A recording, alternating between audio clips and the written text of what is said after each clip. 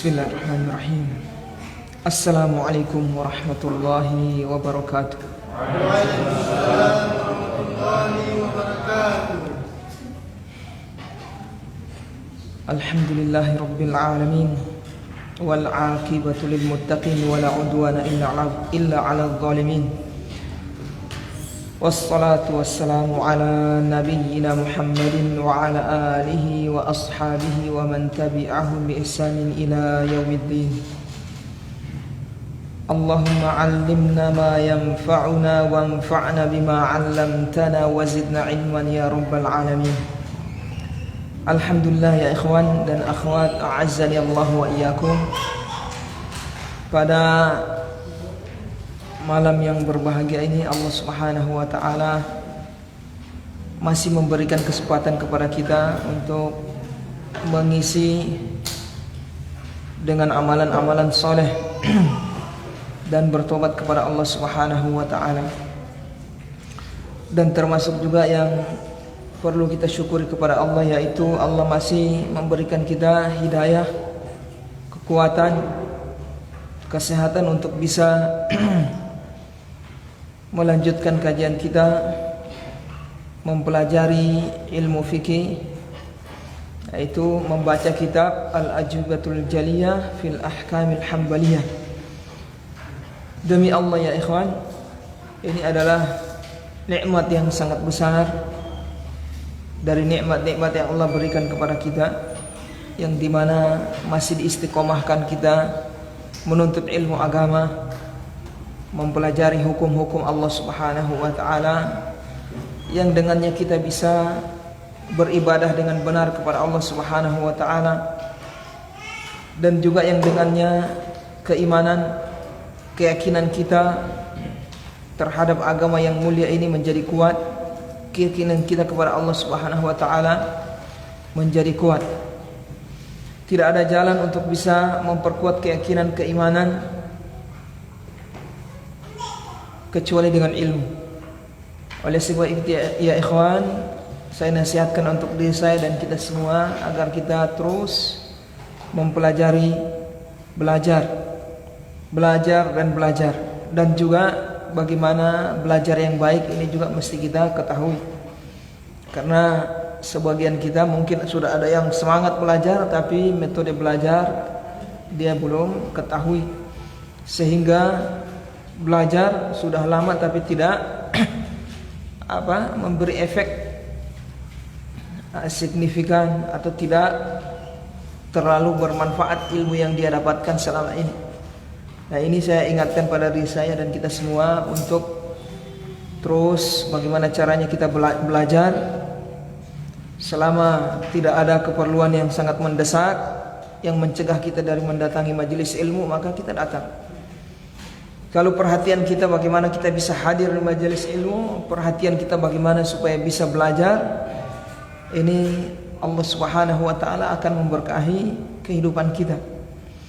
Sebagaimana yang ditafsirkan oleh para ulama tentang perkataan Nabi Isa alaihissalam dalam Al-Quran, wa ja'alani mubarakan aynama kuntu, dan Allah memberkahi aku di mana saja aku berada. Kata para ulama, di antaranya seorang sahabat yang mulia yaitu Ibnu Abbas radhiyallahu anhu, yang dimaksud wa ja'alani mubarakan aynama kuntu, Allah menjadikan aku diberkahi di mana saja aku berada, maksudnya yaitu aku belajar dan mengajar, mempelajari ilmu agama dan mengajarkan. Ini yang dimaksud Allah memberkahi aku di mana saja aku berada. Baik. Kita lanjutkan kajian kita, membaca kitab ini sampai di mana kita kemarin ya ikhwan?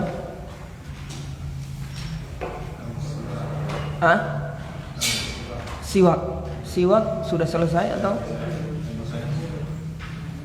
sudah?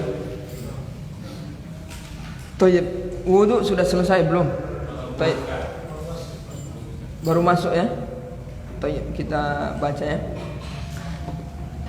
Berkata muallif rahimahullahu taala, ahkamul wudu Asy-Syaikh Isa bin Musa bin Isa rahimahullahu taala.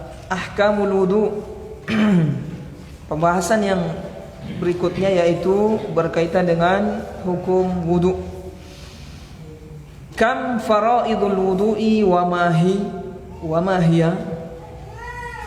Soal yang ke-12. Kata beliau, berapa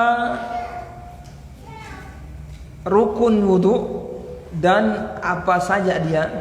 Wa mahi, dan apa saja rukun tersebut? Al jawab, kata beliau, furudul wudu'i sittatun.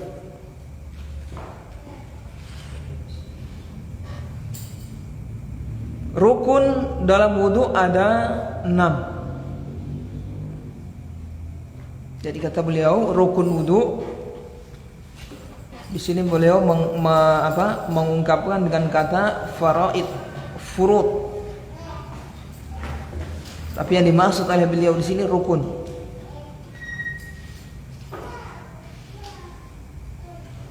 Mungkin ada di antara kita yang bertanya,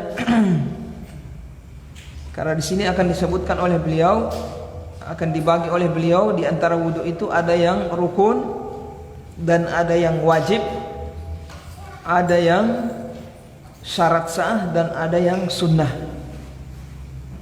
Jadi yang akan beliau bahas pertama ini yaitu tentang rukun wudu. Nanti yang kedua beliau bahas adalah perkara yang wajib di dalam wudu. Yang ketiga yang beliau bahas adalah syarat sah wudu. Yang keempat sunnah-sunnah wudu. Apa perbedaan rukun dengan syarat sah? Siapa yang tahu? Perbedaan rukun dengan syarat.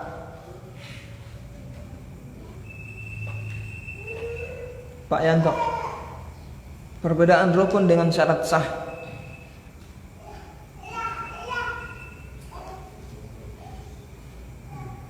Ya, silakan. Kalau syarat itu Ustaz, yang sesuatu yang dikerjakan sebelum melakukan Ibadah itu.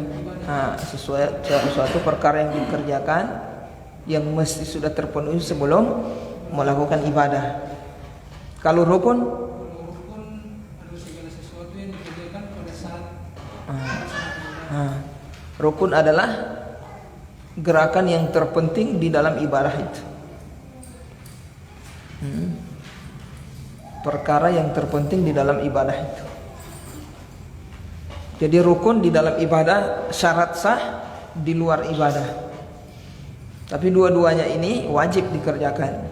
Kalau tidak dikerjakan maka ibadah tersebut tidak sah. Baik ingat maupun lupa, baik tahu hukum maupun tidak tahu. Tidak ada uzur. Ketika dia sholat, misalnya apa? Contohnya syarat sah sholat apa diantaranya? Berwudu.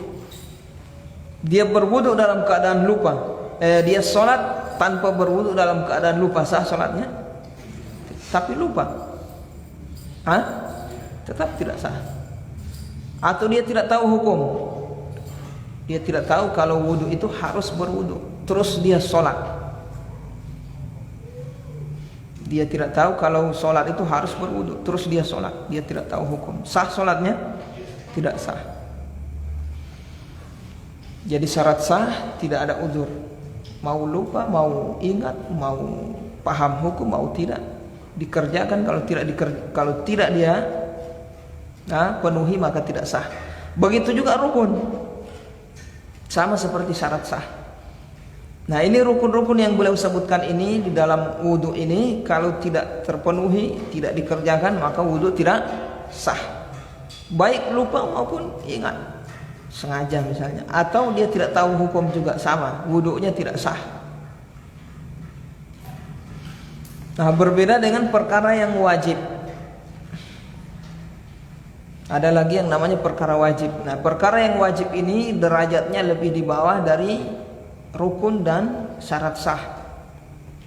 Jadi kewajiban rukun dan syarat sah ini lebih ditekankan, lebih kuat. Kalau perkara yang wajib agak ringan. Nah, dia tetap wajib dikerjakan. Kalau sengaja dia tidak kerjakan, maka wudunya tidak sah. Kalau lupa tetap sah, lupa sah. Jadi dia penekanan kewajibannya agak ringan. Apa saja rukun wudu? Kata beliau, furudul wudu sittatun, rukun wudu ada 6. Wahia, dia adalah al-awwalu, yang pertama, ghuslul wajhi, membasuh wajah. Membasuh apa? Wajah. Wa minhu, termasuk dari wajah, al-madmadatu wal istinsyaku. Al-madmadatu wal istinsyaku, berkumur dan memasukkan air ke hidung. Istinsyak, madmadah berkumur, istinsyak memasukkan air ke hidung. Nah, ini rukun yang pertama harus terpenuhi. Kalau dia tidak kerjakan, lupa, tetap tidak sah. Apalagi sengaja. Tidak paham hukum juga tetap tidak sah. Apalagi tahu hukum kemudian sengaja untuk tidak mengerjakan. Yang pertama apa? Membasuh wajah.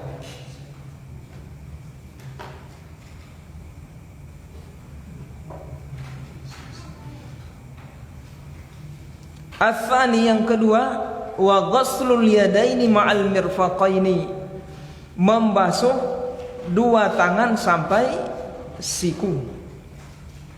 Ma'a itu bersama siku.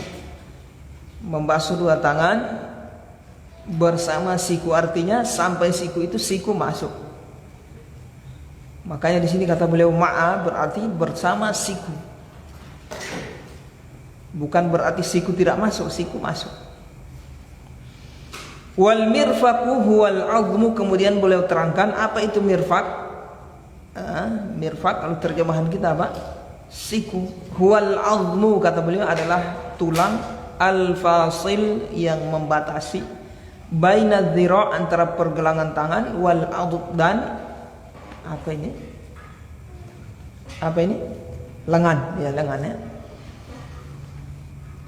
Yaitu tulang yang membatasi antara pergelangan tangan dengan lengan. Adud lengan, dzira' pergelangan. Nah, ini siku berarti dimaksud tuh ini. Nah, antara ini dan ini. Ats-tsalits, rukun yang ketiga, wa mashu jami'i zahir ra'si, mengusap seluruh atas kepala. Jami'i, seluruh, zahir, atas atau permukaan, ra'si, kepala, atas kepala. Wa minhu, dan termasuk dari kepala ini, al-udhunani, dua telinga. Jadi dua telinga ini termasuk apa? Kepala. Wajib diusap. Tidak diusap tidak sah. Artinya dalam mengusap kepala tidak sah, berarti kalau tidak diusap telinga. Wal bayadul ladzi fawqahuma, dan bayad yaitu daging yang terbentang, fawqahuma, di atasnya. Apa maksudnya sini? Daging yang terbentang di atas telinga, maksudnya ini. Belakang telinga. Punggung. Ini.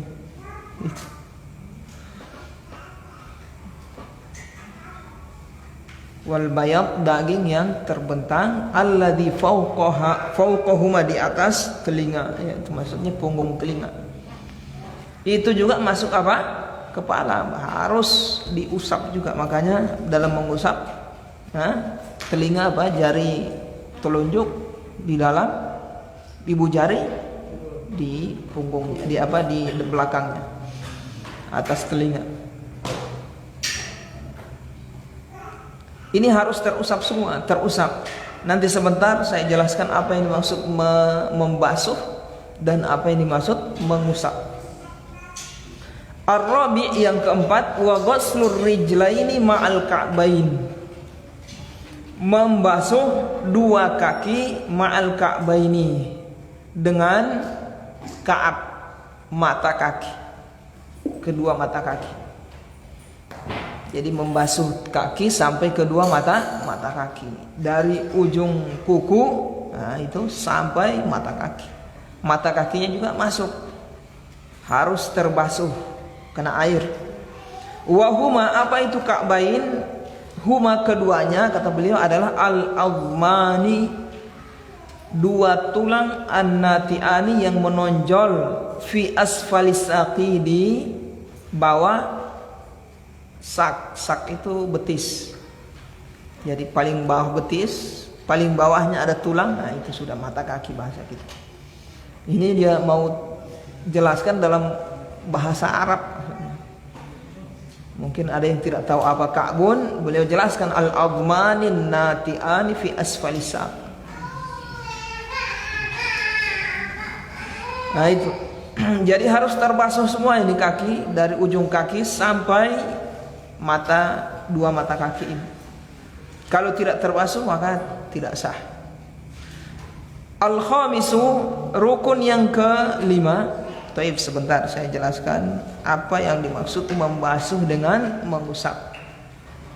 Jadi di antara 4 rukun ini rukun wudu ini 4 ditambah 2, 6 semua. Tapi yang 6 ini bukan anggota yang dibasuh, dia cuma tata cara. Jadi yang wajib dibasuh, yang wajib dikerjakan ini berapa? 4. Membasuh wajah, membasuh tangan, kemudian usap kepala, basuh kaki, cuma itu. Yang antum kerjakan mencuci tangan dulu sampai pergelangan 3 kali itu sunnah. Yang wajib itu, jadi kalau ada orang wudhu langsung wajahnya dia basuh, disertai dengan apa? Berkumur dan memasukkan air ke hidung, sudah sah dia basuh wajah. Kalau sekedar dia basuh wajahnya, tidak dia kumur, tidak dia masukkan ke hidung, tidak sah. Membasuh wajahnya tidak sah. Kenapa? Karena di dalam mulut termasuk wajah, masuk wajah. Di dalam hidung juga masuk wajah. Dalam hidung masuk wajah. Jadi harus air masuk ke mulut, dikumur, kemudian masuk ke hidung, supaya sempurna membasuh wajah. Jadi ada 2 tata cara dalam berwudu ini. Ada yang membasuh dan ada yang mengusap. 2, ada membasuh dan mengusap. Apa yang dimaksud dengan membasuh, Pak Ferry? Membasuh itu apa, Pak Ferry?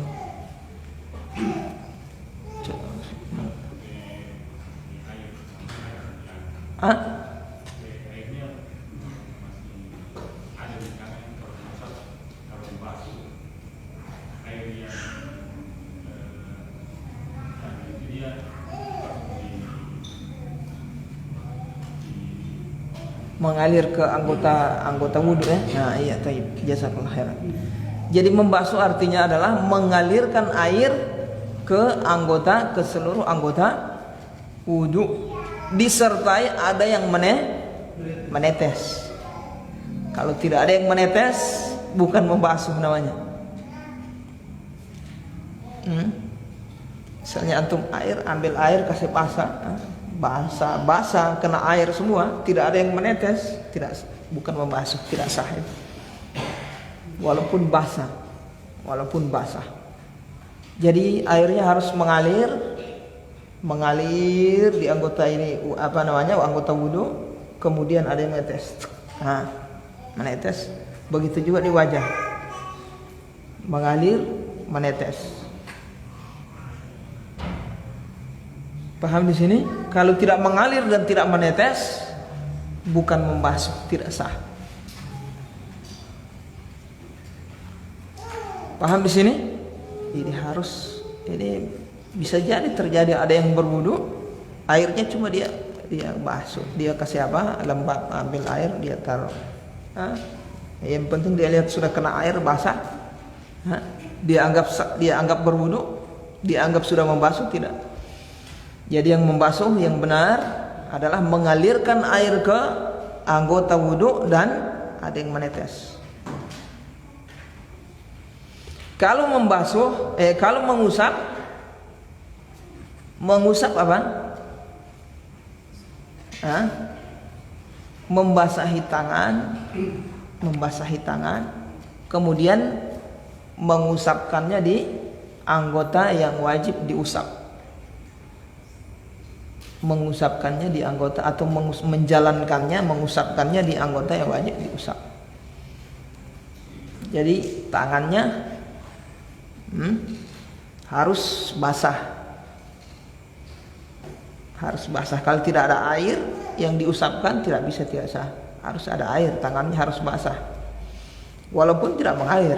Ya, mengusap itu ya sekedar membasahi tangan dengan air, melumurkan tangan dengan air, kemudian menjalankannya di atas anggota yang atau menjalankannya di anggota wudu.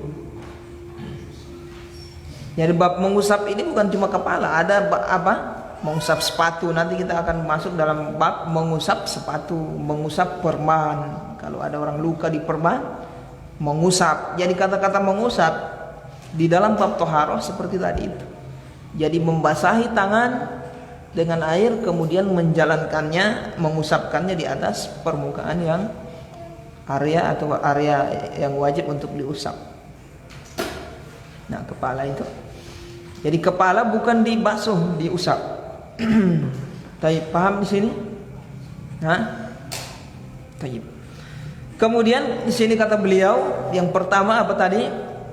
Rukun yang pertama membasuh wajah. Termasuk dari wajah apa? Berkumur dan memasukkan air ke hidung. Apa yang dimaksud dengan berkumur?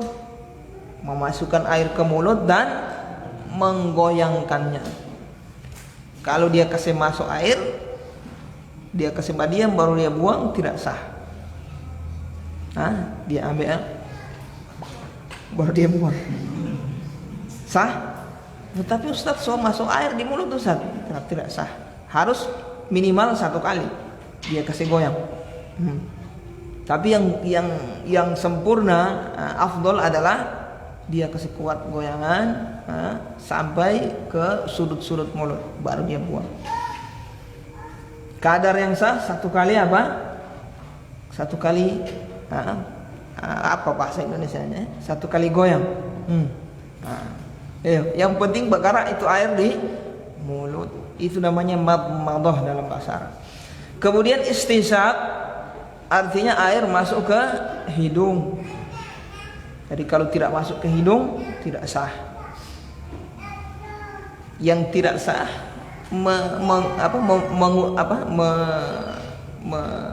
membasuh wajah, karena itu masuk wajah. Taib.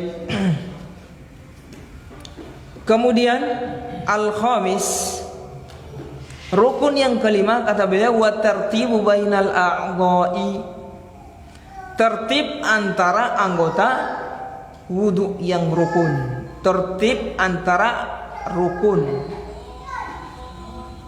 Tertib antara rukun. A'dha itu anggota wudu yang rukun maksudnya.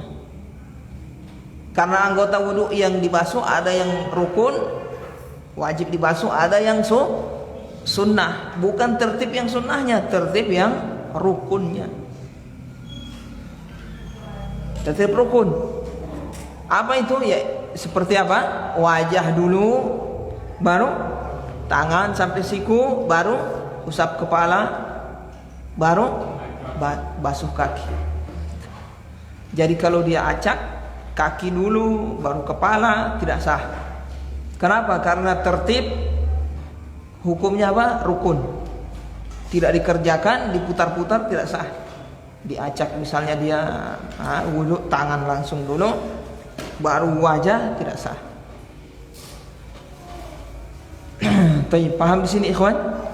Jadi bainal a'dha, tertib antara anggota yang rukun, bukan anggota yang sunnah. Maksudnya Ustaz, anggota yang sunnah seperti apa? Seperti tangan kiri dulu baru tangan kanan. Yang sunnah apa? Tangan kanan dulu baru tangan kiri. Tapi kalau dia putar, kiri dulu dia basuh baru kanan, sah. Karena itu bukan rukun. Itu kan sunnah. Dia putar, cuma dia menyelisih sunnah, tapi sah. Paham di sini? Yang penting jangan tertib yang rukun tadi itu, wajah dulu, tangan dulu, baru kepala, baru kaki. Ini rukun. Ini yang harus tertib, tidak boleh diacak-acak. Kemudian as-sadis, rukun yang keenam, wal mualah artinya berkesinambungan. Berkesinambungan artinya berlanjut terus, tidak boleh putus. Itu artinya mualah. Apa itu mualah? Terjemahannya tadi apa? Berkesinambungan, tidak putus, tidak terputus. Wahia, beliau definisikan yang dimaksud mualah itu apa? Alla yuakhira ghusla udwin ila ayyajifa ma qablahu bi zamanin mu'tadilin. Alla yuakhira, hendaknya dia tidak mengakhirkan ghusla udwin, membasuh anggota wudu, ila ayyajifa, sampai mengering, sampai kering, ma qablahu, anggota wudu yang sebelumnya, bizamanin mu'tadilin, dengan kadar waktu yang normal, dengan kadar waktu, ukuran waktu yang normal. Paham di sini maksudnya? Apa tadi?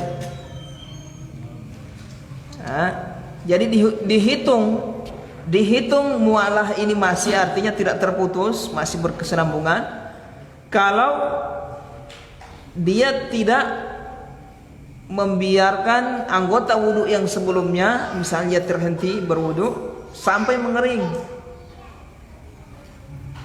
Contohnya dia berwudhu, dia sudah basuh wajah,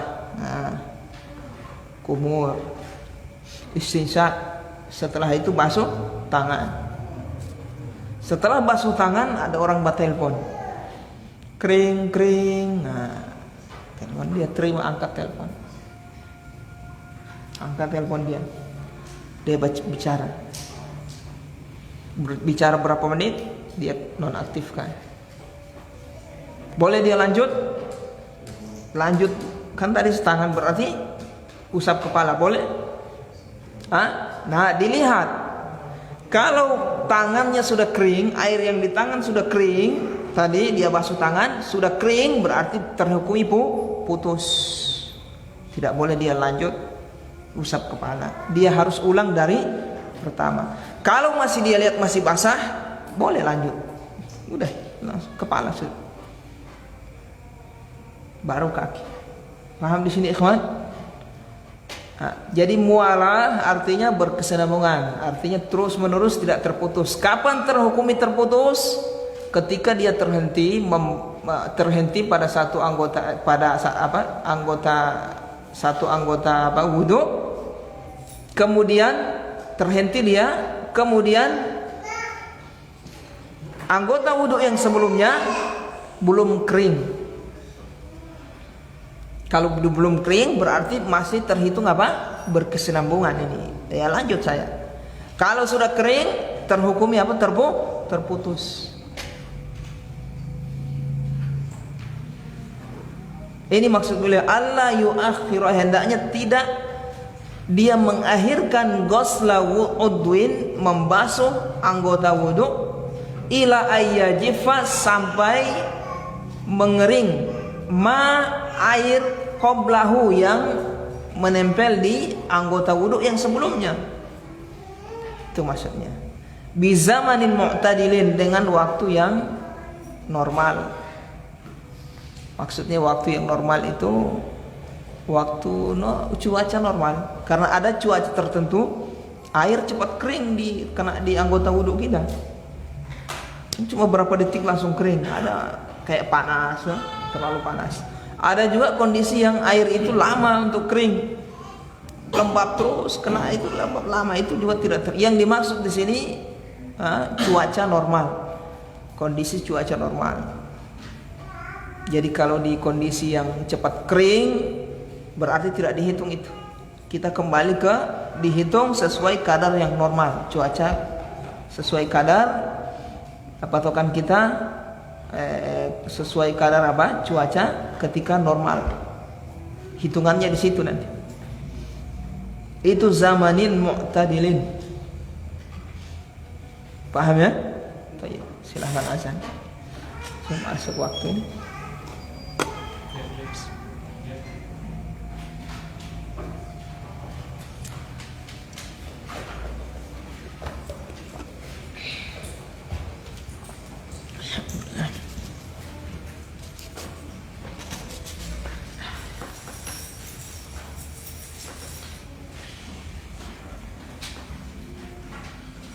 Ya.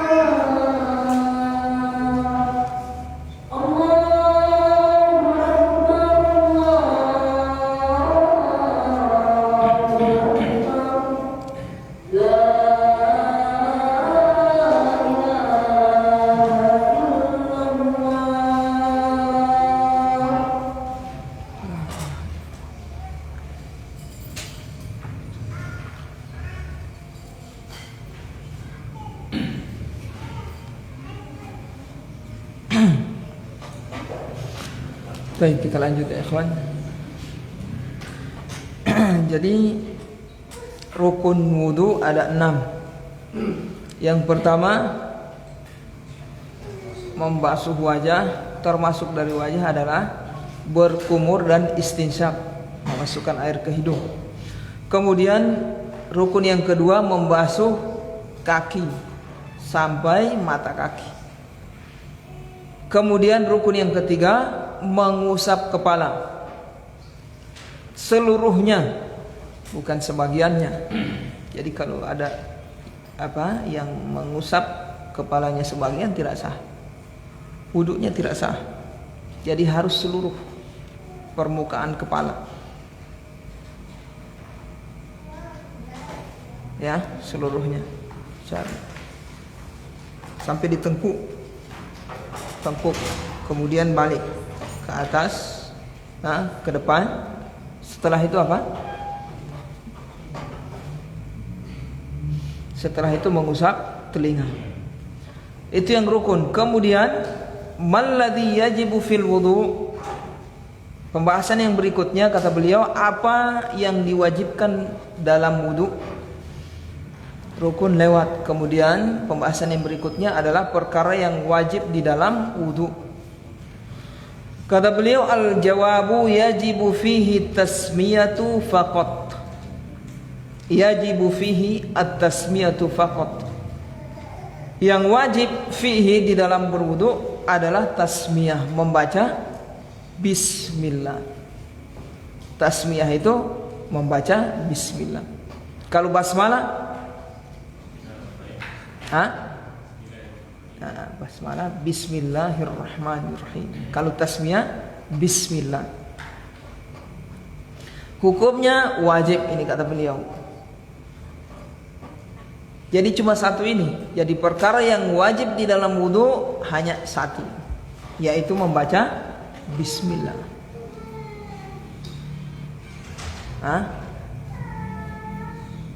Wa tasqutu bitarkiha sahwan. Wa tasqutu bitarkiha sahwan au jahlan la amdan. Gugur dengan meninggalkannya. Sahwan karena lupa, au jahlan atau karena tidak paham hukum, jahil, tidak paham hukum dia kalau bismillah ini wajib. La amdan, bukan sengaja. Jadi gugur kata beliau, gugur kewajiban kalau orang meninggalkan bismillah ini karena sahwan, lupa atau tidak paham hukum. Jadi kalau dia berwudu, dia lupa baca bismillah, nanti selesai baru ingat, sah wudunya.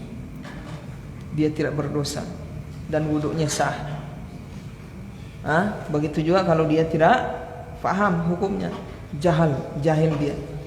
La amdan, bukan sengaja. Kalau dia paham itu wajib, kemudian dia sengaja tinggalkan, tidak lakukan, tidak membaca bismillah ketika wudu, maka wudunya apa?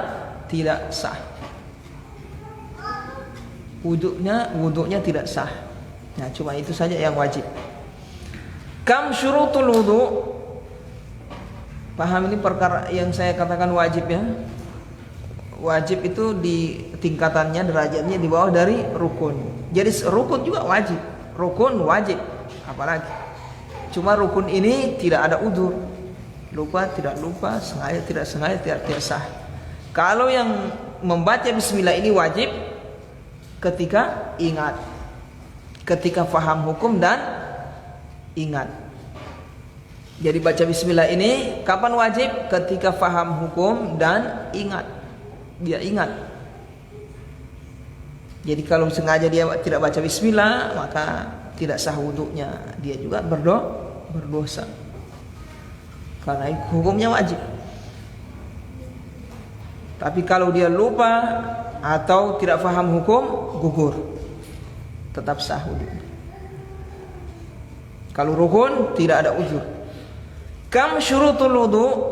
Kemudian pembahasan berikutnya, berapa syarat sah wudu. Nah, ini pembahasan yang kedudukan kewajibannya apa? Sama seperti rukun. Tidak ada uzur bagi orang yang tidak tahu hukum tentang ini, dan tidak ada uzur bagi orang yang lupa. Tidak tahu hukum tetap tidak sah wudunya kalau dia tidak kerjakan syarat sah wudu ini.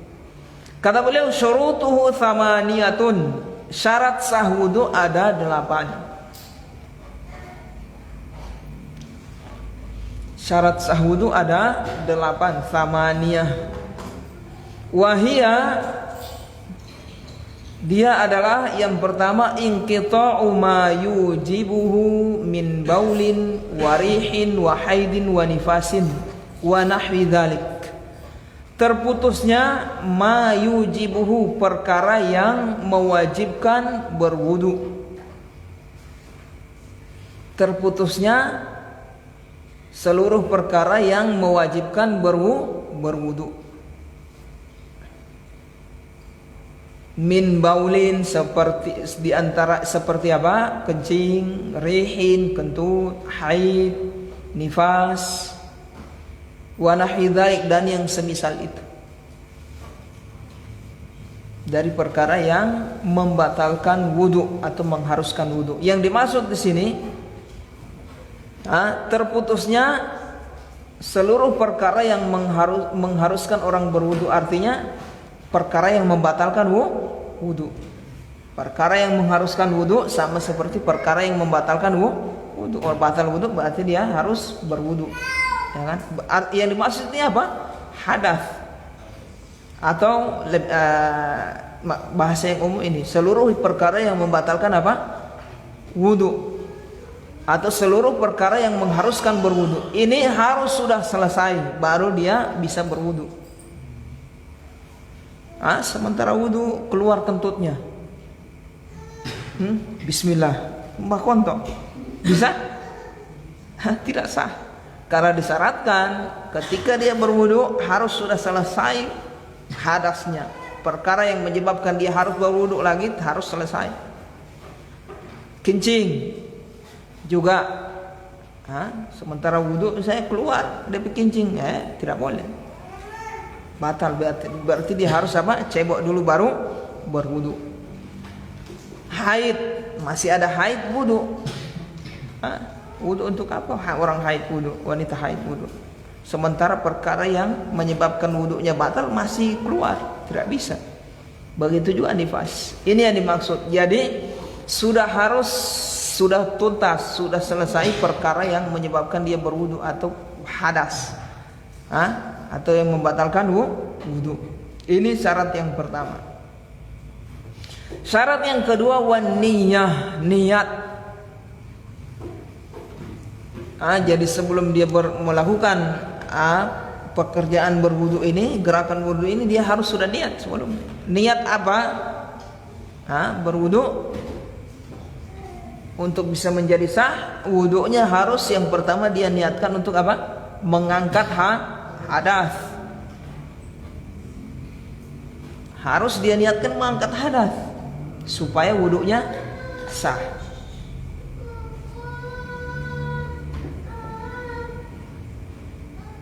Wudu yang wajib maksudnya ini. Kemudian dia niatkan berwudu untuk sholat atau yang semisal dengan sholat, seperti menyentuh mushaf, tawaf.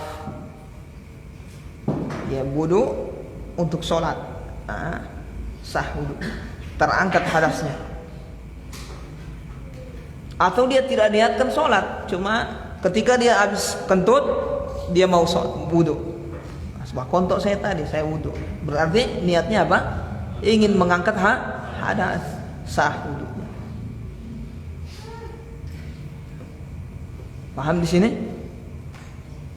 Kalau tidak terbetik dalam benaknya atau keinginan niatnya ingin mengangkat hadas dan ingin sholat atau yang untuk melakukan amalan yang serupa dengan itu, seperti baca Al-Quran, seperti apa? Menyentuh mushaf, tawaf, sekedar wudu saja begitu, wudunya tidak sah. Wudunya tidak sah.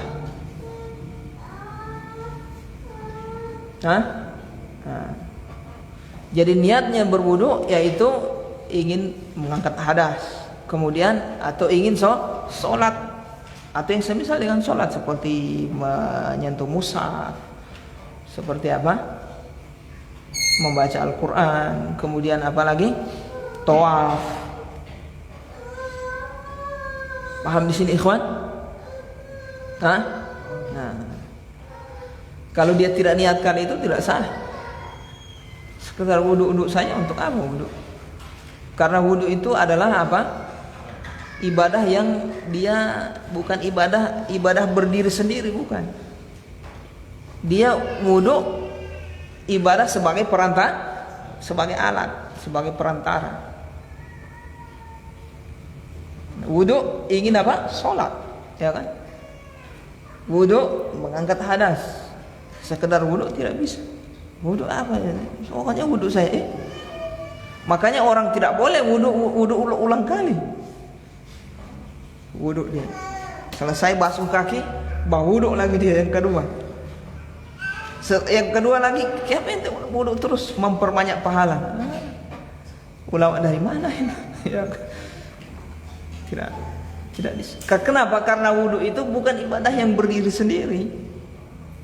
Dia ibadah wasilah, sarana yang bisa mengantar ke ibadah yang lain, sholat, begitu. Baca Al-Quran atau tawaf, atau mengangkat hadas. Sekarang wudu apa? Harus ada tujuannya untuk apa? Paham di sini, ikhwan? Jadi tidak boleh orang ulang-ulang DP wudu sementara wudunya dia belum pakai. Kalau dia ingin, boleh dia berwudu. Kalau wudunya ini sudah dia pakai beribadah. Nah, itu baru hukumnya sunnah. Setelah dia berwudu, sholat. Habis sholat dia wudu lagi boleh. Karena sudah dia pakai tadi untuk ibadah. Ini tidak habis wudu lagi. Selesai sempurna, wudu lagi ulang. Kenapa memperbanyak pahala? Tidak bisa. Paham di sini? Nah, alhamdulillah. Kemudian al-thalits yang ketiga, wal islamu. Syarat sah yang ketiga Islam. Lawannya apa di sini? Kafir. Berarti orang yang kafir wudunya tidak sah. Kalau dia wudu dalam keadaan masih kafir, kemudian dia masuk Islam berapa menit kemudian baru dia sholat, dia anggap saya coba wudu tadi itu. Padahal dia waktu wudu sebelum masuk Islam, sah? Tidak sah. Nah, ini jadi disyaratkan harus masuk Islam dulu baru bisa sah wudunya. Nah, ini misalnya contoh, dia mau masuk Islam. Sebelum masuk Islam dia berwudu sudah. Niat ingin sholat, tapi masih kafir nih. Nah, setelah dia berwudu, dia bersyahadat, asyhadu alla masuk Islam. Baru dia sholat. Sah? Tidak sah. Karena waktu dia berwudu dia masih kafir. Kemudian ar-rabi yang keempat, wal aqlu, berakal. Lawan dari akal apa? Gila.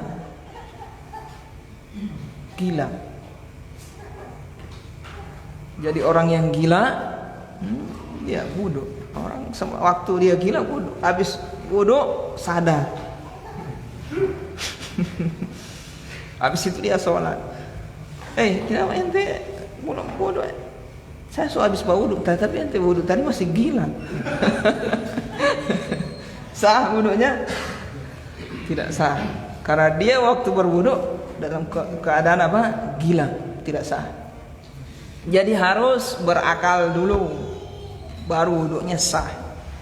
Al-khamis, kemudian yang kelima, syarat yang kelima tamyiz wa tamyizu. Tamyiz. Apa ini maksud dengan tamyiz? Mumayyiz. Bahasa kita mumayyiz. Tamyiz, so dia itu. Kalau mumayyiz apa? Anak yang kata beliau bulughu sab'i sinina, anak yang sudah menggapai 7 tahun ke atas. Bulughu sab'i sinina. Bulughu sab'i sinina itu anak yang sudah mencapai umur 7 tahun ke atas. Itu sudah dihukumi apa? Anak yang mumayyiz atau tamyiz. Nah, anak yang sudah berumur 7 tahun ke atas, ini ibadahnya sudah sah. Sudah sah. Puasa, dia umur berapa nak? Umur 7 tahun, sudah sah puasanya. Sholatnya juga sudah sah. 7 tahun pas maksudnya. Kalau masih 6 tahun berjalan belum sah. 7 tahun. Berjalan 8 tahun misalnya, bisa. Wudunya sah. Jadi yang dibawa dari itu tidak sah. Umur 0 tahun sampai sebelum 7 itu tidak sah ibadahnya. Sholatnya tidak sah. Ibadahnya apa saja tidak sah. Paham di sini ikhwan? Jadi dipersyaratkan harus dia mumayyiz, umur 7 tahun ke atas. Mumayyiz itu 7 tahun ke atas sampai sebelum balik. Kalau sudah balik ya sudah wajib itu. Ini kan yang kita bahas ini syarat sah supaya wudunya jadi sah. Jadi umur 7 tahun ke atas sudah sah wudunya. Sah wudunya, sah sholatnya, sah puasanya. Nah, sah apalagi yang lain ibadah-ibadah. Kemudian yang berikutnya wal ma'ut tahurul mubahu, syarat yang keenam. Air yang digunakan adalah air yang tahur. Wal mubah, air tahur memiliki 2 sifat air yang digunakan ini. Yang pertama tahur, yang kedua apa? Mubah.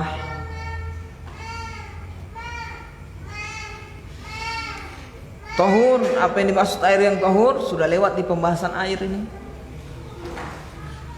Air yang belum berubah, air yang masih pada aslinya. Air masih pada aslinya, masih belum mengalami perubahan, baik perubahan benda yang suci atau benda yang najis. Itu tahur, air yang tahur. Kemudian syarat yang berikut yang untuk air maksudnya, syarat yang pertama tahur, yang kedua mubah, harus air yang halal, yang mubah. Kalau air yang haram maksudnya apa? Walaupun tahur suci, tapi air hasil curian misalnya, air yang tidak mubah, tidak halal itu ada. Jadi syaratnya harus air yang mubah halal. Kalau yang tidak halal tidak boleh pakai bau wudu. Mau suka bau wudu, pi masuk di mana? Sama orang ke kios langsung ambil air. Air aqua pakai bau wudu ini. Wajib hukumnya ini, so masuk waktu ini. Ente semuanya belum. Seminta izin belum. Tapi ini harta Allah, miliknya Allah. Tidak boleh. Jadi air yang hasil curian atau yang sejenisnya diambil tanpa izin dari hak milik orang lain, maksudnya bukan air yang di sungai, di sumur, bukan. Air yang sudah dikemas ini kan harus kita beli dulu atau dikasih sama orang. Dia pakai wudu, sah wudunya? Tidak sah, tidak sah walaupun air yang suci. Jadi dipersyaratkan air yang digunakan untuk berwudu ini bukan cuma berwudu, mandi juga, mandi wajib juga tidak sah kalau air hasil curian.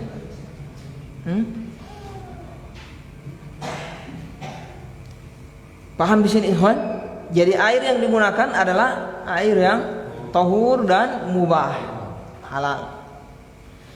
Kemudian as-sabi', syarat yang ketujuh, wa izalatu ma yamna'u wusulal ma'i, menghilangkan seluruh perkara yamna'u, menghalangi wusulal ma'i, sampainya air. Menghilangkan seluruh perkara atau benda yang menghalangi tembusnya air ke anggota wudu,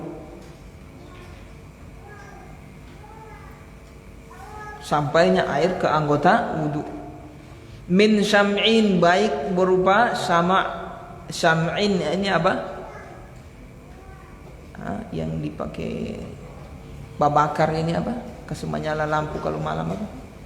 Meleleh dia apa? Lilin, syam'in lilin. Nempel lilin di tangan. Antum wudu itu menghalangi air tidak masuk, tidak meresap di situ. Au ajin ini seperti apa? Lemak atau cat atau yang semisal. Au nahwihima atau yang semisalnya. Dari benda yang menghalangi tembusnya atau sampainya air ke anggota wudu. Jadi ini syarat yang ketujuh harus sudah dihilangkan sebelum berwudu, harus sudah dihilangkan ini. Cat apa semua yang menempel apa keluar. Lem alteco kan ini biasa tempel keluar, cukur dulu pakai pisau atau apa silat kasih hilang. Wajib hukumnya. Kalau tidak sah wudu. Kemudian Al-Thamin yang ke-8 wal istinja'u wal istijmaru. Wal istinja'u awil istijmaru. Istinja dan istijmar. Cebok. Istinja umum. Istijmar istinja cebok secara umum. Kalau istijmar cebok pakai batu. Jadi cebok pakai batu itu masuk istinja juga. Jadi istinja itu bahasa umum untuk cebok. Terserah mau pakai air atau pakai batu. Cuma untuk batu ini ada penamaan khusus namanya istijmar. Jadi mesti sudah cebok dulu. Kalau ada yang keluar, baru bisa berwudu. Kalau tidak ada yang keluar ya tidak wajib bercebok. Antum mau wudu, tidak ada yang keluar, tidak kincing, tidak berak, tidak ada yang keluar, berarti tidak wajib cebok.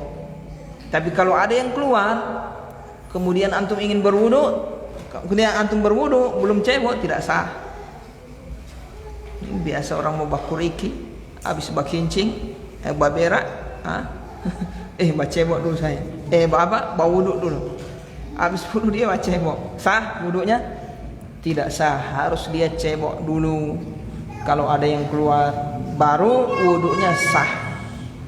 Paham ya Pak Atan? Alhamdulillah. Jadi berapa? 8 syarat sah wudu. 8 yang pertama inqita'ul mujib, harus terputus semua perkara yang mengharuskan berwudu atau hadas. Yang kedua niat, yang ketiga Islam, yang keempat berakal, yang kelima tamyiz, mumayyiz, anak yang 7 tahun ke atas. Yang keenam air yang digunakan hendaknya air yang tahur dan mubah. Yang ketujuh menghilangkan seluruh yang menghalangi sampainya air ke anggota wudu. Yang kedelapan cebok dulu, istinja dan istijmar. Kalau ada yang keluar, kalau tidak ada yang keluar ya tak usah cebok. Paham ya? Ya Pak Ferry, paham Pak Ferry? Atau kalau tidak paham saya jelaskan ulang. Paham ya? Alhamdulillah. Kemudian pembahasan berikutnya kam sunanul wudu'i, berapa sunnah-sunnah wudu, wa mahiyah dan apa saja dia itu. Kata beliau sunanuhu 18. Sunnah-sunnah wudu ada 18. Masya Allah. Jadi sunnah ini ikhwan untuk menyempurnakan apa? Wudu kita, supaya jadi lebih sempurna, lebih berkualitas. Karena setiap sunnah ini, poin-poin item sunnah ini dapat pahala kita, ya kan? Jadi orang di semua ibadah sebenarnya ada sunnahnya. Antum tengok di sholat ada sunnahnya, ya kan? Ada yang wajib, ada yang sunnah. Kalau orang perhatian dengan sunnahnya ini, tentunya setelah melaksanakan yang wajib di dalam sholat, rukun sholat, wajib sholat dia perhatikan. Dia juga harus perhatian dengan yang sunnah, supaya ibadah sholatnya ini tambah apa? Sempurna, tambah berkualitas, lebih banyak pahala dia dapat. Jangan sunnah dia perhatian, yang wajib dia lalaikan, tidak boleh. Harus perhatian semua. Paham di sini ikhwan? Nah ini termasuk usaha para ulama untuk membuat pembagian-pembagian seperti ini. Mereka tulis di kitab-kitab mereka supaya kita mudah supaya kita tahu. Jadi tujuan dari pembagian ini rukun, mana yang wajib, mana yang sunnah. Biasa orang awam tidak tahu. Orang awam cuma tahu wudhu saja keseluruhan tuh. Wudhu dia sempurna, wudhunya sah wudhunya.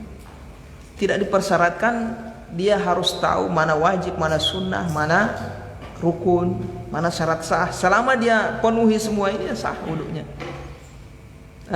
Sah saya. Orang awam kan mana antum tahu ini rukun, ini wajib, dia tidak tahu itu. Yang saya tahu tata caranya seperti ini. Ya kan orang awam begitu. Sah. Cuma penuntut ilmu jangan, harus tahu mana yang syarat sah, mana yang rukun, mana yang wajib, mana yang sunnah. Apa fungsinya pembedaan ini? Itu beda, orang tidak paham pembedaan mana yang wajib, mana yang sunnah, pembagian seperti orang tidak. Hukumnya kalau dia meninggalkan atau lupa. Kalau dia sudah tahu pembagian seperti itu, apa yang ente lupa?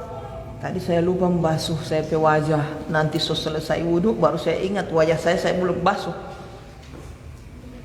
Apa antum mau beri fatwa apa orang seperti ini?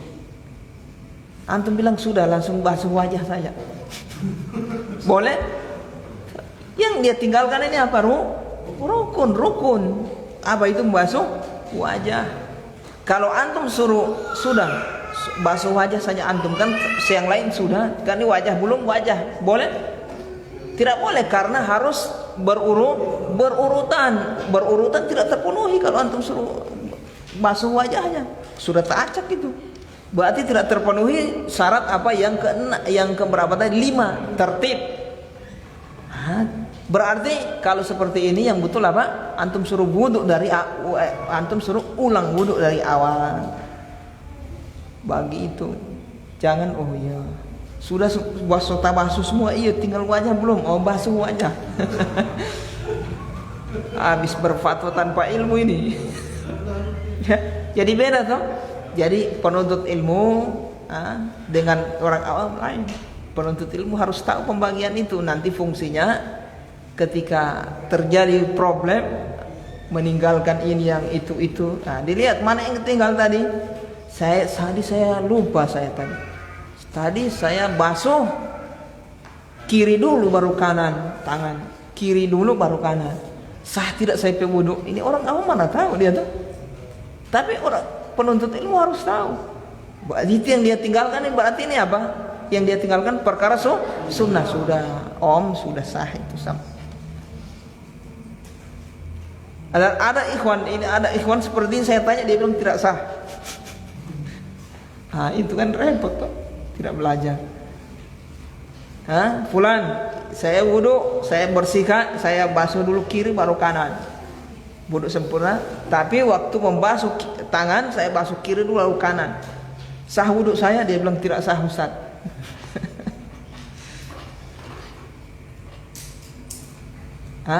Kenapa ini? Karena dia tidak bisa membedakan mana rukun, mana yang wajib, mana yang sunnah. Sekedar dia lihat menyelisih sunnah, batal. Jangan. Kita ini fungsi pembagian seperti ini, itu fungsinya nanti kita hafal pembagian ini, nanti di pelajaran yang di atas nanti dibahas bagaimana kalau meninggalkan ini seperti ini, apa yang dilakukan. Di dalam sholat juga. Mana ada perkara yang antum tinggal gerakan di dalam sholat, lupa misalnya, apa yang antum harus lakukan? Bagaimana caranya? Sujud sahwi atau tidak? Tadi saya Ustaz lupa ruku Ustaz di rakaat yang pertama, tapi saya sudah di rakaat yang kedua. Apa yang saya harus lakukan? Nanti insya Allah masuk di pembahasan apa? Sholat. Ada beliau sholat. Masih lama. Sabar dulu masih di toharoh bersuci. Ini yang penting juga, karena sebelum sholat ini harus sudah paham, iya kan? Sebelum masuk sholat toharoh dulu, bersuci dulu. Iya. Jadi itu bedanya antara orang awam dengan penuntut ilmu. Dia tahu pembedaan ini begitu. Makanya belajar orang awam tahu sholat, dia tahu tata cara sholat, dia kan baca sifat sholat Nabi. Kan di sifat sholat Nabi tidak disebutkan ini yang rukun, ini yang wajib, ini yang sunnah. Kalau meninggalkan yang ini harus dia disebutkan semua. Dia tahu tata cara dia sholat seperti tata cara itu, sah sholat.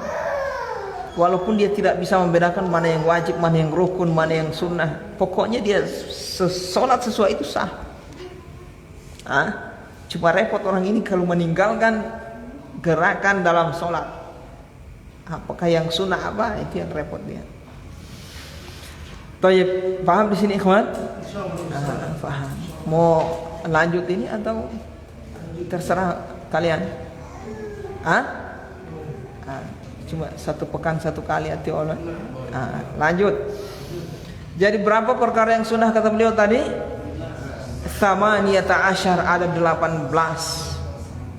Tapi setelah beliau sebutkan rinci ternyata 19 semua. Jadi kayaknya beliau ini salah menyebutkan awalnya. Awalnya dia kira 18, begitu dia rinci jadi 19. Dia sudah lupa, baru tulisan tadi di atas. Nah, biasa kan manusia toh. Kata beliau ada 18, padahal sebenarnya 19. Yang pertama istiqbalul kiblati. Sunnah yang pertama dalam wudu adalah menghadap kiblat. Ya Allah. Jadi kalau kita mau dapat pahala ini, hendaknya berwudu menghadap kiblat. Sunnah. Sebenarnya semua ibadah, walaupun tidak ada secara khusus perintahnya, yang sunnah kita menghadap kiblat. Di antaranya apa? Menyembelih, kan? Sunnah menghadap kiblat. Banyak dalam syariat ini yang kita diperintah untuk menghadap kiblat, memakamkan jenazah menghadap apa? Kiblat. Salat menghadap kiblat. Mendengar khutbah menghadap kiblat, kecuali DP imam, DP khatib itu harus membelakangi kiblat dia. Kalau barada dia menghadap kiblat berarti repot nanti. Begitu juga antum ini duduk ini menghadap kiblat. Masya Allah. Makanya afdol menghadap kiblat. Kecuali pengajar dia mungkin cuma toa ke sana. Ini tidak apa-apa. Kalau mereka menghadap repot. Baliat dinding. Tapi paham di sini ikhwan? Jadi wudu yang pertama, wudu sunnah yang pertama. Kemudian tsani yang kedua wasiwak. Siwak. Kapan berwudu di siwak ini? Ketika berkumur. Jadi basuh awatnya tangan kan yang sunnah. Setelah dia berkumur, nah di situ. Sebelum dia berkumur dia siwak dulu. Habis itu berkumur wajah dan seterusnya. Di situ tempat letaknya. Kemudian al-thalith yang ketiga, sunnah yang ketiga, ghuslul kaffaini thalatha, membasuh tangan 3 kali. Maksudnya tangan ini sampai pergelangan. Sampai pergelangan. Ini maksudnya. Ini sunnah bisa kita biasa. Yang biasa kita pakai wudu ini biasa, lihat semua ikhwan wudunya seperti itu. Itu yang pertama, itu cuci tangan sampai pergelangan tangan, hukumnya sunnah. 3 kali kata beliau, salasa li ghairi qa'imin min naumi lailin, untuk selain orang yang bangun dari tidur malam. Ingat pembahasan air, orang yang bangun dari tidur malam wajib membasuh kedua tangannya sampai pergelangan. Bukan semuanya sampai siku ya, sampai pergelangan ini. Wajib. Jadi kalau kita bangun tidur malam, subuh, maka cuci tangan itu hukumnya wajib 3 kali. Baru antum cuci yang kedua kali, hukumnya sunnah, jadi 6 kali semua. Iya kan? Cuci tangan yang pertama antum bangun tidur itu hukumnya wajib. Yang kedua baru sunnah ketika antum berwudu. Kalau misalnya antum belum wudu, ya cuci tangan 3 kali lah, bismillah, baca begitu. Karena tangan kita berhadas ketika bangun dari tidur malam.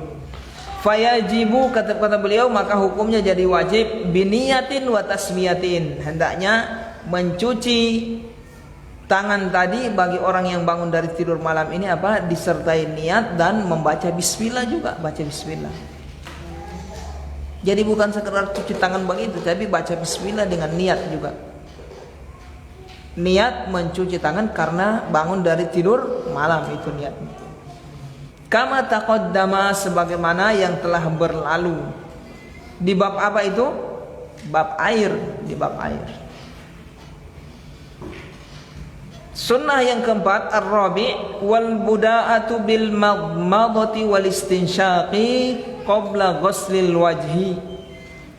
Buda'ah memulai bil madmadah, memulai dengan berkumur-kumur dan istinsyaq, memasukkan air ke hidung, qabla ghuslil wajhi, sebelum membasuh wajah. Ini hukumnya sunnah. Jadi berkumur ya ikhwan, berkumur dan memasukkan air ke hidung hukumnya apa tadi? Bukan rukun. Masuk rukun dia termasuk membasuh wajah, masuk bagian dari wajah dia. Cuma kapan dimulainya? Apa sebelum membasuh wajah atau setelah? Dua-duanya boleh sah. Sebelum basuh wajah atau setelah basuh wajah. Cuma yang sunnah sebelum membasuh wajah. Tapi kumur dan istinsaknya itu hukumnya rukun, tidak boleh ditinggalkan. Yang sunnahnya adalah dia dulu baru wajah. Antum kumur dulu, kumur dengan istinsak, baru wajah. Itu yang sunnah. Tapi kalau antum wajah dulu baru berkumur boleh saja. Coba tidak apa afdol. Yang afdol antum kumur dulu dan istinsak kemudian membasuh wajah. Ini yang dimaksud oleh beliau yang keempat. Wal buda'atu bil madmadati wal istinsyaq, memulai dulu dengan berkumur dan istinsyaq qabla ghuslil wajhi, sebelum membasuh wajah. Al khamisu yang kelima, wal mubalaghatu fihima li ghairi shaim, bersungguh-sungguh. Mubalaghah itu berlebihan, berdalam-dalam, apa namanya ini, berlebihan lah ya. Tapi mas jangan ngoni pahami berlebihan ini ekstrim apa, bukan. Wal mubalaghatu berlebihan fihima, pada keduanya. Apa ini maksud ini pada keduanya? Berkumur dan istinsyaq, memasukkan air ke hidung. Li ghairi shaim, ini berlaku untuk selain orang yang berpuasa. Jadi kalau orang yang berpuasa tidak boleh terlalu berlebihan memasukkan air ke hidung, nanti masuk nanti. Iya. Talan. Jadi yang kelima apa? Berlebihan dalam berkumur-kumur dan dalam memasukkan air ke hidung. Berlebihan dalam berkumur itu maksudnya ya pokoknya digoyang-goyang terus airnya dalam mulut, diratakan ke kiri dan ke kanan, ke kiri. Baru lepas. Itu afdol, sunnah, daripada cuma yang penting gerak ya sah, tapi antum kehilangan yang sunnah. Istinsyaq, masukkan air ke hidung sampai ke pangkal hidung, sampai ke pangkal, masuk, baru lepas. Kalau sekedar masuk ya sah saja. Tapi yang sunnah dihirup sampai masuk ke pangkal hidung. Al-khamisu as-sadisu yang keenam, wal mubalaghatu fi sairil a'dha'i, berlebihan pada seluruh anggota wudu. Jadi tadi berlebihan pada apa? Berkumur dan istinsyaq. Ini berlebihan pada seluruh anggota wudu. Apa maksudnya? Berlebihan dalam membasuh yang dimaksud. Berlebihan dalam membasuh. Maksudnya berlebihan dalam membasuh apa? Yaitu disertai dengan menggosok. Intinya sebenarnya yang sah antum siram, antum petangan, yang penting air semua mengalir, sah. Biar antum tidak sertai dengan menggosok, sah. Karena air begitu saya siram mengalir semua, sah. Itu namanya membasuh. Kalau antum sertakan dengan gosok, ini hukumnya sunnah. Begitu juga wajah antum semua, keran, yang penting sudah kena air semua, sah. Tapi kalau antum sertakan dengan menggosok, itu lebih afdal. Ini yang dimaksud oleh beliau, mubalaghatu fi sairil a'dha, berlebihan dalam seluruh anggota wudu. Maksudnya tadi itu. Paham di sini ikhwan? Termasuk juga makna berlebihan ini dilebihkan dari kadar yang wajib. Jadi kalau siku berarti kasih lebih sedikit. Nah, jangan kasih, kalau pas sekali cuma batas itu yang wajib sudah sah. Antum lebihkan, nah itu sunnah. Nah, lebihkan sedikit dari siku, begitu juga mata kaki lebihkan sedikit. Begitu juga wajah kasih lebih, kasih basuh apa? Rambut. Nah, batasnya kan di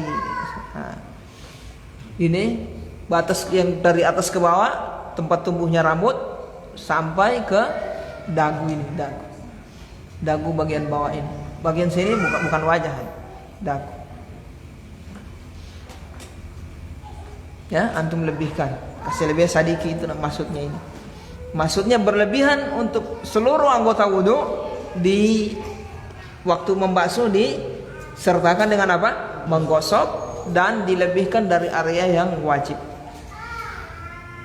Kemudian as-sabi' yang ketujuh, wa ziyadatu fi ma'il wajhi. Ini beliau khususkan, melebihkan dari air wajah, maksudnya melebihkan air dari membasuh wajah. Maksudnya melebihkan apa? Kadar yang wajib tadi itu sudah saya sebutkan tadi toh. Ini beliau tekankan lagi untuk yang keberapa ini? Ketujuh, ya, ini dilebihkan. Kasih basuh agak sedikit apa? Kasih basuh sedikit bagian rambut. Nah. Kemudian as-samin yang kedelapan, wa takhlilul lihyatil kathifati. Takhlilul lihya, takhlil menyela-nyela, lihyatil kathifah. Lihya itu apa? Jenggot. Al-kathifah yang lebat.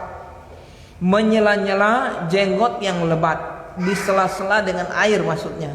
Bukan cuma tangan ya, celah-celah, maksudnya diambil air, kemudian basuh ke jenggot, terus di sela-sela itu maksudnya. Itu hukumnya apa? Sunnah.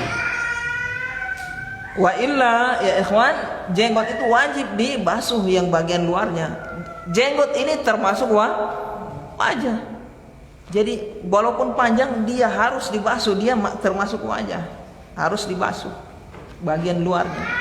Kalau antum ambil air lagi, antum sela-sela sampai masuk ke dalam, itu hukumnya sunnah. Kalau sekedar bagian luarnya wajib. Jadi jenggot wajib dibasuh, walaupun lebih dari apa? Walaupun lebih, semua harus dibasuh. Dia masuk wajah. Paham di sini, ikhwan? Ya. Nah, ini untuk jenggot yang lebat, di sela-sela hukumnya apa? Sunnah. Kalau bagian luarnya wajib. Kalau adapun jenggot yang tidak lebat, artinya terlihat apa? Kulit ini, kulit wajah, berarti dia harus dibasuh, harus basah sampai sampai kulit. Tayyib yang at-tasi' yang ke-9, wa takhlilu asabi'il yadaini war rijlain.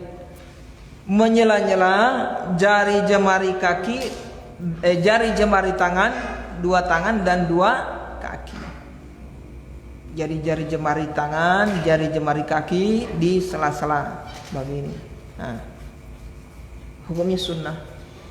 Kalau tidak disela, selama air sudah masuk, sudah apa, sampai ke situ ya sudah sah. Cuma antum sela-sela begini, hukumnya apa? Sunnah. Begitu juga kaki. Nah, antara jari jemari itu. Kemudian al-ashir yang ke-11, wa akhdhu ma'in jadidin lil udunaini. Yang ke-10. Al-ashir yang ke-10. Mengambil air yang baru lil udunaini, untuk dua telinga, untuk mengusap dua telinga. Ini bukan membasuh telinga ya, mengusap, karena telinga termasuk kepala. Kalau dia masuk kepala berarti dia diusap. Jadi yang sunnah ambil air yang baru. Nah, antum usap kepala, lepas, ambil air lagi, kasih basah ini tangan. Jangan ambil air yang banyak begitu, taruh, bukan. Cukup kasih apa? Nah, lumuri saja tangan dengan air, itu namanya mengusap. Paham di sini? Paham, Ari? Alhamdulillah. Gampang ini, tidak susah. Kalau masih dapat alas-alas ini. Kemudian yang ke-11, Al-Hadiya Asyar yang ke-11, wa taqdimul yumna 'alal yusra minal yadaini war rijlain. Mendahulukan yang kanan daripada yang kiri. Baik basuhan untuk tangan, kedua tangan, dan basuhan untuk kedua kaki. Jadi mendahulukan yang kanan dulu baru yang kiri, ini hukumnya sunnah. Kalau dia basuh dulu kiri baru kanan, ya sah saja, sah. Cuma dia tidak dapat yang sunnah. Ats-tsaniyah asyar yang ke-12, wa mujawazatu mahallil fardi fil a'dha'il arba'ati. Ini sudah saya sebut tadi. Melebihkan area yang wajib pada anggota yang 4. Pada anggota wudu yang 4. Apa anggota wudu yang 4? Wajah, tangan, kepala, dan kaki. Dilebihkan. Tadi saya sudah jelaskan itu. Dilebihkan. Kemudian ats-tsalitsah asyar yang ke-13, wal ghuslatu tsaniyatu was tsalitsatu. Basuhan yang kedua dan yang ketiga. Ingat ya ikhwan, basuhan pertama hukumnya wajib. Basuhan kedua sunnah, ketiga sunnah. Kapan dihitung basuhan itu pertama? Dihitung ini basuhan pertama. Hah? Siapa yang tahu? Dia terhitung sudah ini basuhan yang pertama.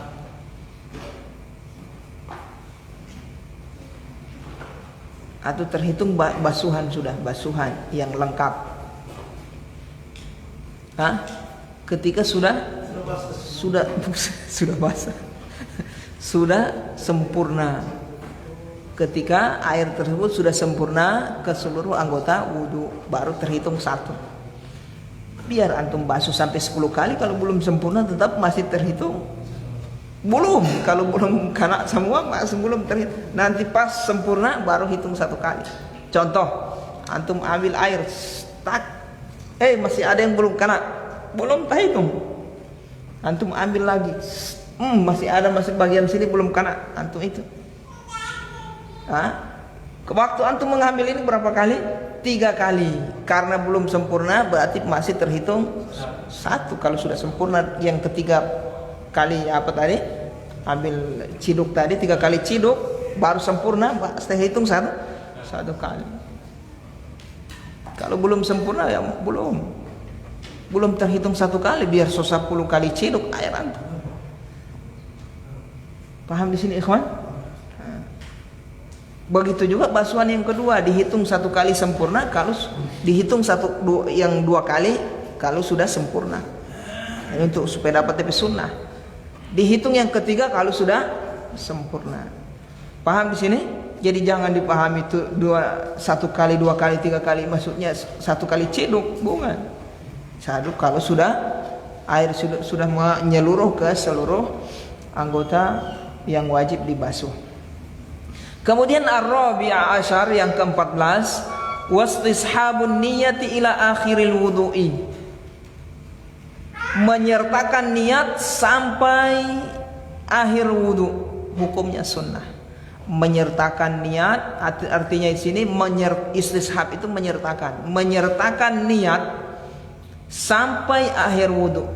Apa maksudnya menyertakan niat? Menghadirkan niat sampai selesai wudu, sampai akhir.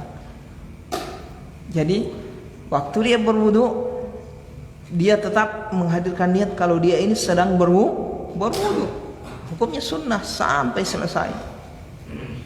Karena kadang ada orang berwudu lupa, di awal saya dia pengen wudu, begitu sudah wudu sudah ingat saya pe motor, saya pe mai tua tadi ada bakalai, saya pe anak, saya pe kerja tadi belum beres. Tapi sementara wudu ini dia memikir lupa-lupa. Tapi tidak terputus, tetap sah wudunya, tetap sah. Cuma yang sunnah dia ingat terus kalau dia ini sedang berwudu. Itu hukumnya sunnah ya kawan. Kemudian al-khamisah asyar, yang ke-15, wal ityanu bin niyati inda ghuslil kaffaini. Menghadirkan niat inda ghuslil kaffaini, ketika mencuci dua tangan. Maksudnya mencuci dua tangan yang mana ini? Yang awal tadi, yang sunnah. Kita kan sebelum basuh wajah kan dua tangan dulu toh, sebelum itu yang basuh 3 kali ini hukumnya sunnah. Dihadirkan niat di situ. Itu hukumnya sunnah. Menghadirkan niat, apa yang dimaksud sini? Niat mengangkat hadas. Niat ingin sholat misalnya. Kemudian as-sadisa asyar, yang ke-16, wa nutqu biha sirran. Mengucapkan niat sir. Mengucapkan niat dengan sir. Sir bukan kasih suara. Mengucapkan niat sir. Jadi di mazhab Hambali mengucapkan niat ini hukumnya apa? Dianjurkan juga. Termasuk sholat.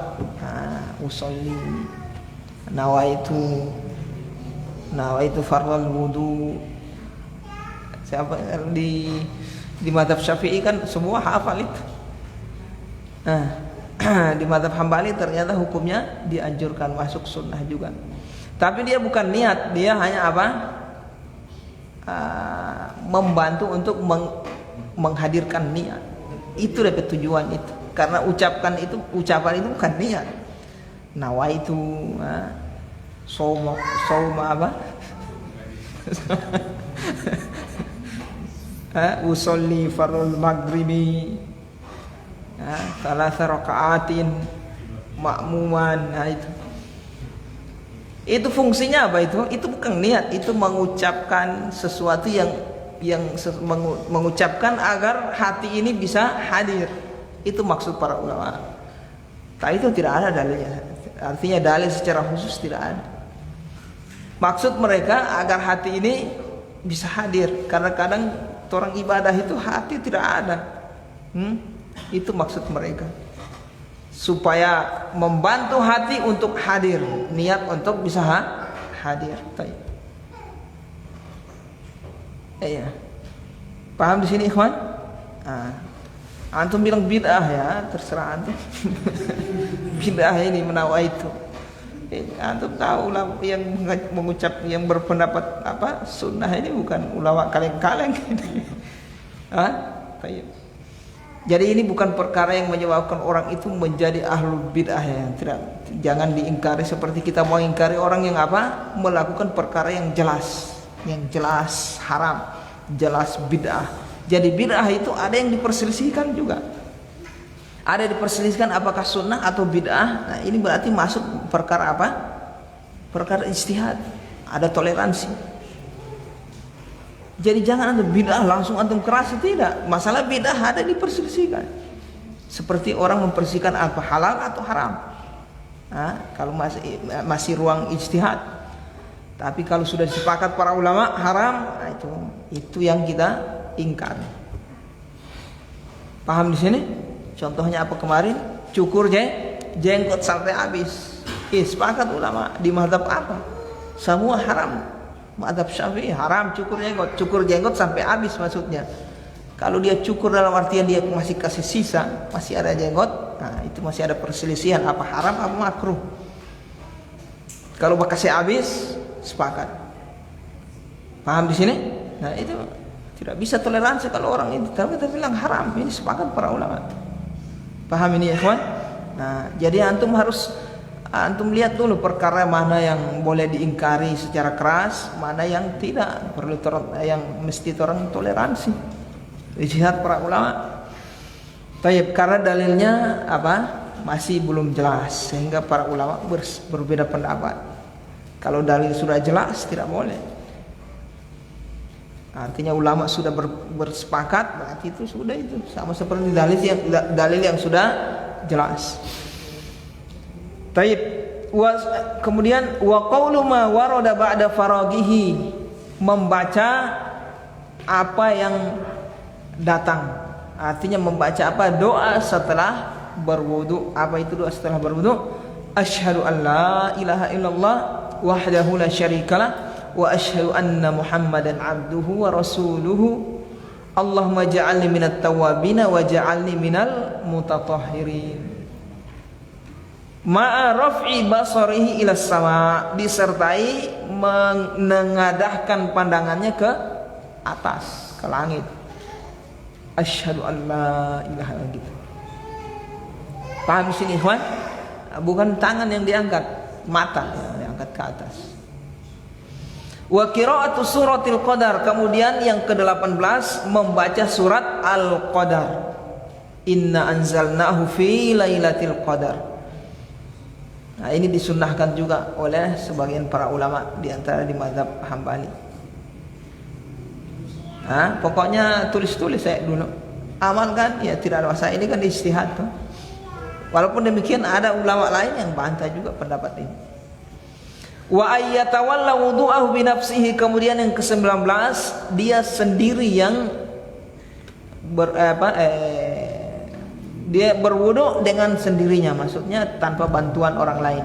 Yatawalla wa ayyatawalla wudu'ahu bi nafsihi. Dia berwudu dengan sendirinya, artinya tanpa bantuan orang lain. Ini hukumnya sunnah, mengamalkan sunnah. Karena ada sebagian orang yang mentang-mentang sudah bos, semua dia gaji, semua pembantu sampai wudu suruh kasih wudu. Sini malas kita siram-siram akang dulu. Ya Allah ya Rabbi. So malas dia mau. Yang sunnah ente sendiri yang berwudu, ambil air sendiri, basuh tangan sendiri. Kecuali sakit, kalau sakit ya lain, udzur, tidak bisa mau angkat tangan, melakukan sendiri. Ini bisa melakukan sendiri ya, mesti sendiri dong. Iya, paham ya, Pak Ari? Pak Atan paham ya? Atau kurang? Baik, ya ikhwan, nah insyaallah kita lanjutkan pada pertemuan berikutnya. Mudah-mudahan bermanfaat ya ikhwan. So tidak ada yang bertanya? Ada yang bertanya?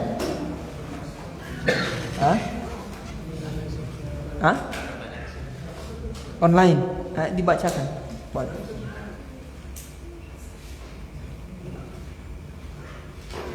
Bismillah, bagaimana dikatakan kita sakit jika dibasuh, Ustaz? Kalau apa? Bagaimana dikatakan kita sakit jika dibasuh? Kalau dibasuh sakit. Oh, maksudnya untuk orang yang luka mungkin ya. Ya kalau sekedar sakit ya tidak ada masalah, kan cuma sakit ya tahan saja. Kecuali bermudarat, bisa menyebabkan lukanya itu lama sembuh, ya kan? Kalau dia pakai air, lukanya bisa lama, yang tadinya 1 pekan bisa sembuh, bisa jadi 1 bulan misalnya. Ya yang seperti itu udzur. Berarti bagaimana caranya? Dia perban, nanti dia usap di atas perban itu. Jadi tapi area yang lain tetap dibasuh. Nanti di yang perban itu dia usap. Ya. Kalau orang yang tidak punya lengan itu bagaimana, Ustaz? Yang apa?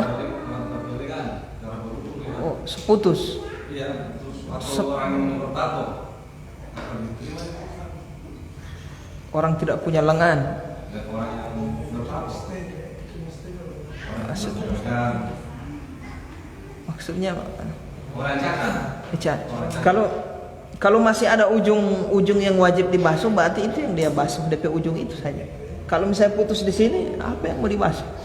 Yang wajib dibasuh kan cuma itu. Kalau putus, ya, basuh kepala bukan dibasuh, diusap. Kasih basah tangan, ya dengan air tuh, lembab, kasih basah, baru begitu. Kasih bajalan begini sampai tengkuk, baru kembali lagi ke depan.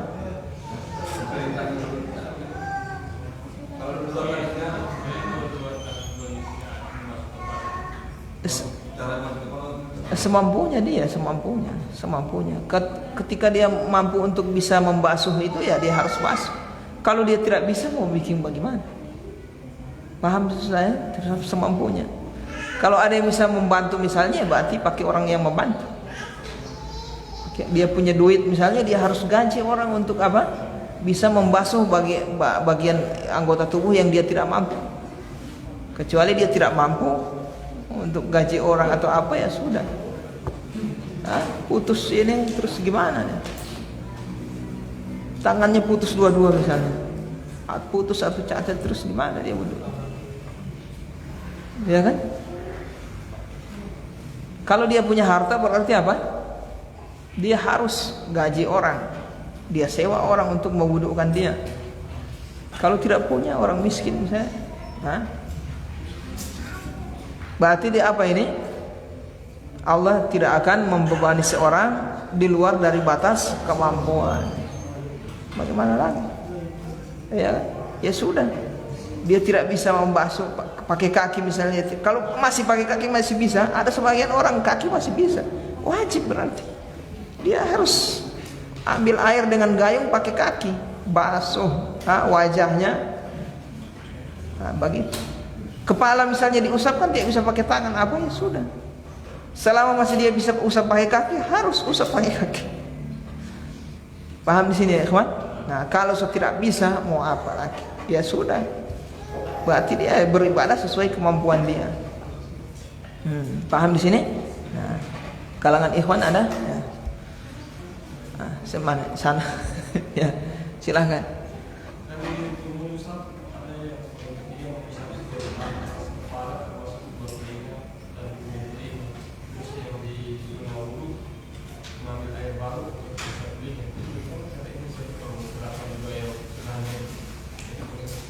Iya, ini dia usap kepala, terus dia lepas tangannya, lepas terus dia basahi. Nah, dia kurangi airnya tuh, jangan ambil air begitu, kurang. Ini masih basah tuh, itu. Nah, iya. Tidak, kalau kepala dia satu kali, telinga kan masuk kepala satu kali. Usap, semua yang mengusap sekali, tidak bisa lebih dari satu kali. Yang 3 kali itu kalau membasuh. Yang diusap dia satu kali. Telinga kan diusap jadi satu kali. Paham ya? Ya, Pak Adan.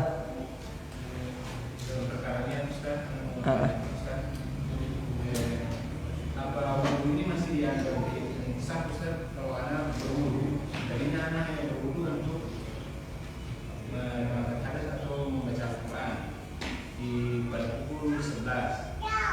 Dan kalau anak bisa baca Quran selama 1 jam, masuk 7, tapi belum terjadi pembatal wudu.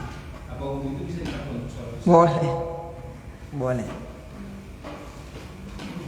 Kecuali tayamum, nanti di pembahasan tayamum. Kalau tayamum harus, kalau antum wudu, niat untuk sholat sunnah tidak boleh pakai untuk sholat wajib.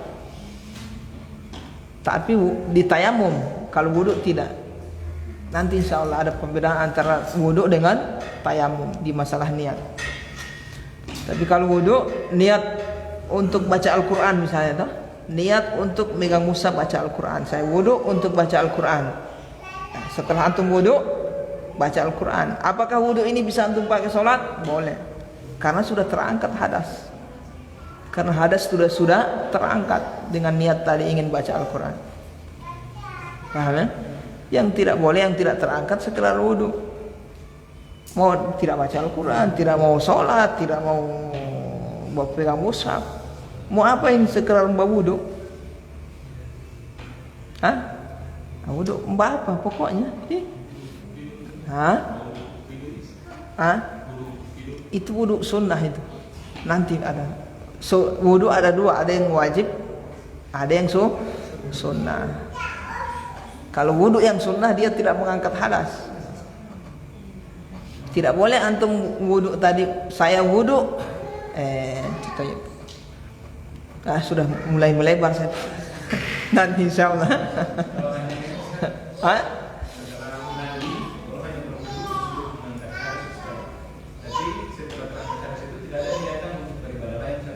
Tidak apa-apa. Bisa dia pakai sholat. Bisa dia pakai sholat. Intinya wudu itu mengangkat hadas. Ketika dia berniat ingin mengangkat hadas, misalnya dia sudah berkincing tadi atau berkonto, oh saya sudah berkonto, saya berwudu ini, berarti niatnya mengangkat hadas.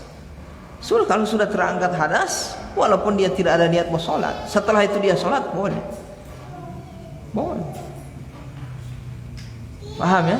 Karena kan hadasnya sudah terangkat.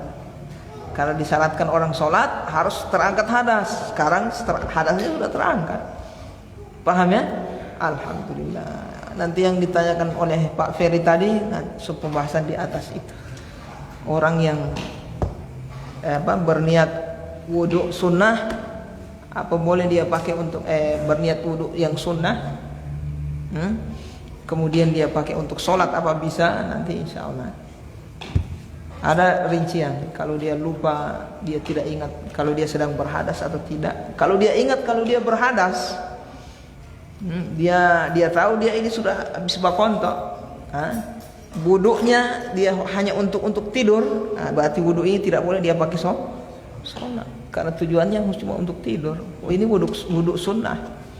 Tapi kalau niatnya ingin mengangkat hadas tadi, kontoknya tadi kencing, itu berarti terangkat hadas, boleh dia pakai sholat, dan apalagi pakai tidur lebih-lebih. Paham ya? Nah, tayyib. Alhamdulillah. Tayyib ya ikhwan, mudah-mudahan bermanfaat. Insyaallah mudah-mudahan dipertemukan lagi kita di kesempatan yang berikutnya. Mudah-mudahan dosa kita diampuni oleh Allah Subhanahu wa taala, diterima amalan kita dan dilipat gandakan. Subhanakallahumma wa bihamdika asyhadu an la ilaha illa anta astaghfiruka wa atubu ilaik.